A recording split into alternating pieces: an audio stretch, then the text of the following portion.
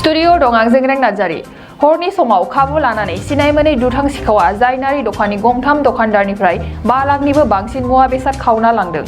कक्राझार जिल्ला सिम्बोरगाव दखरा दुलाराय बर' फरायसा आफादनि सिङाव थानाय जायनारि दखानाव सिनाय मोनै दुथां सिखावफोरा हरनि समाव फैनानै रावबो गैयै समाव खाबु लानानै गंथाम दखाननिफ्राय गोबां मुवा बेसादजों लोगोसे नोगोद 20,000निफ्राय बांसिन रां लानानै थांफादों होननानै फोरमायथिदों। खौरांगिरिनि सिगाङाव फोरमायनाय बायदिब्ला गंथाम दखाननिफ्राय गासै 5 लाखनिबो बांसिन मुवा बेसाद लांदों होननानै फोरमायदों। थाव कार्टन बिदिनो जा मोन्दों सिगारेट गय सफारि माबा गय फिथाइ आगरबाथि जा दं बेखौ गावसोर सौदावनायखौ लानानै थांजोबदों। बेसेबांखिनि बोसोर जाखो मोनदों बे जायगायाव दखान होनानै जानाया? जों दखान होनायाथ' सनखौ गोसोआव गैला गोबावथारसै 20 बोसोरसोआनो जाबाय बारबायसो होनदां गोबावानो जाबाय आरो होनाया। दा बेखौनो जों बे खहा जानायखौ दानि गभर्नमेन्ट गोदानफ्रा एसे हरफिनोबा मोजां मोनगौमोन आरो अनसुंथाइ। 35-40 हाजारसोआ थांबाय आरो फिसा फिसौखौथ' जों हिसाब लायाखिसै बे कार्टनानो बेसेबाङा थांखाबाय आरो बे फिसा फिसौ लांनायखौथ' हिसाबानो गैया। मोनायावदि जोंनाव जायनारि बाजाराव सिखाव हाबदों आंहाबो दखान दंमोन बे आंनि दखाननिफ्रायबो मालखौ लांनाय जादों आरो मोनानि समाव फैनाय जोंबोथ' गावबागाव न'आवसो थानानै उन्दुहैनाय जायो।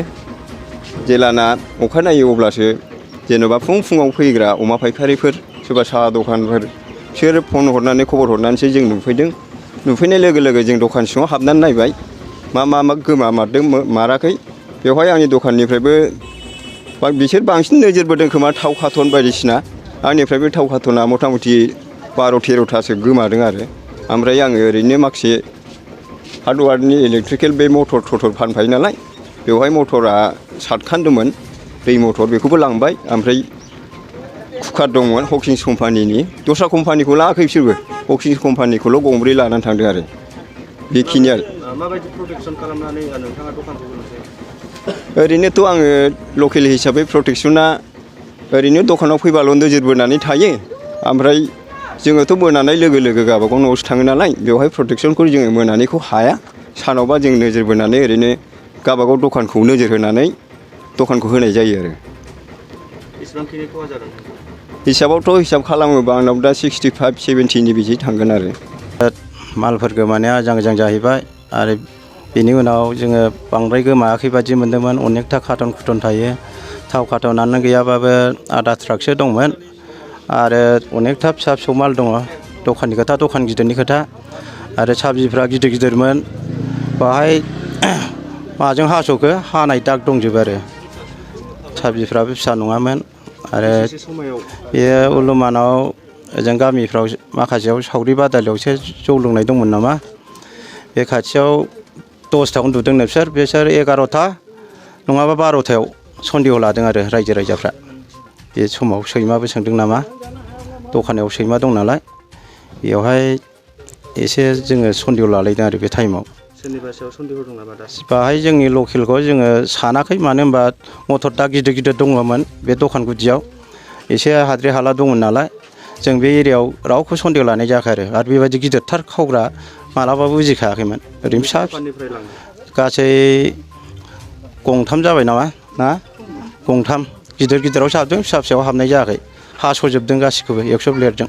सिगां समफ्रावबो बेफोरबायदि लांनाय जाथाय जाखांबाय? सिगाङाव ओरैनो बायदिसिना थांखु थांला खावग्रासो दंमोन बारा खावामोन आरो आवगायाव दा एसे गिदिरथार जाहैबाय। दा गालांनाय जाखायाखै गिदिरखौसो थिखोदों ओरैनो दालि फवासेफोरखौ लांनाय जायाखै। दा बेबायदि स्रां जानाय जाबाय दखाना। गासै सोरनावबाबा 2.5 सोरनावबाबा 3 लाख दा आंनियाव 3 लाखनि बारगोन आरो दा अलुमान 3 लाखखौ लाबाय आं बारबाबो। आजिखालिथ' संख्रि फानलु गासिबो बारा जोब्बाय नालाय कार्टन मोनसेयावनो 1,500 गाहाम थाङो बबेबा कार्टना 2,000 गाहाम थाङो बबेबा कार्टना 1,000 गाहाम थाङो बेबायदि जादों आरो।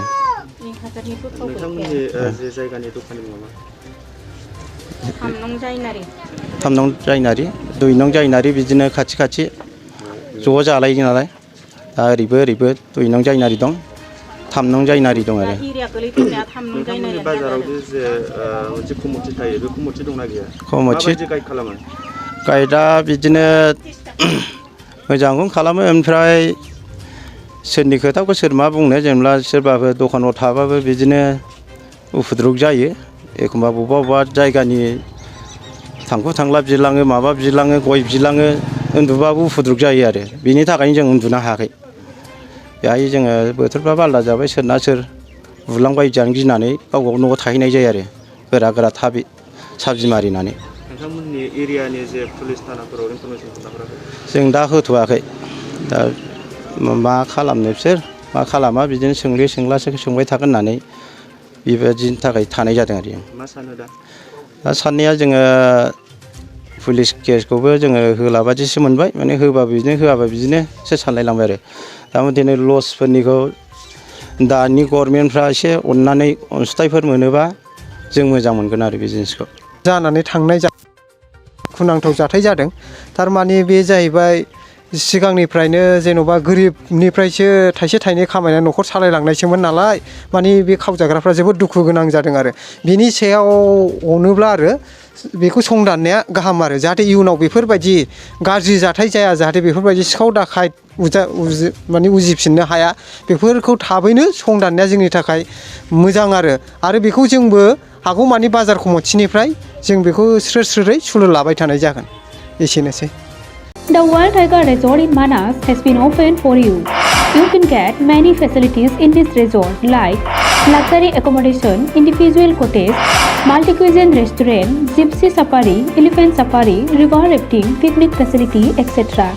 To know more, you can contact this number 9101654758 9435011449 8473961382 8822935994 नोंथांमोननि थाखाय गोजोनथाव खौरां बारेंगाबारि मानासाव बेखेवनानै होबाय समायना दा वाइल्ड टाइगार रेजर्ट बे रेजर्टआव नोंथांमोनहा गोबां सुबिदा मोननो हागोन जेरै luxury accommodation individual cottage multi cuisine restaurant gypsy safari elephant safari river rafting picnic facility बायदि बायदि गोबां मोनथिनो थाखाय कन्टेक्ट खालामनो हागोन नैबे नम्बराव 9101654758 9435011449 8473961382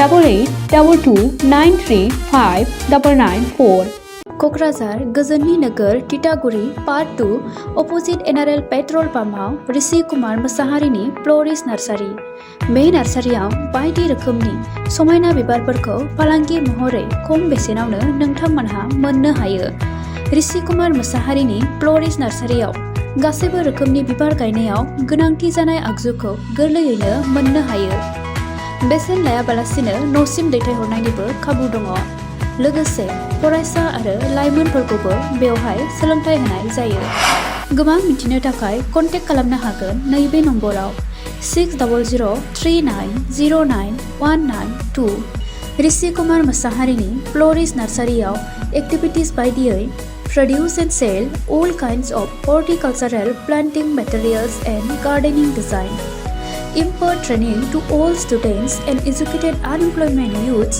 home delivery and door-to-door service free again contact number 6003909192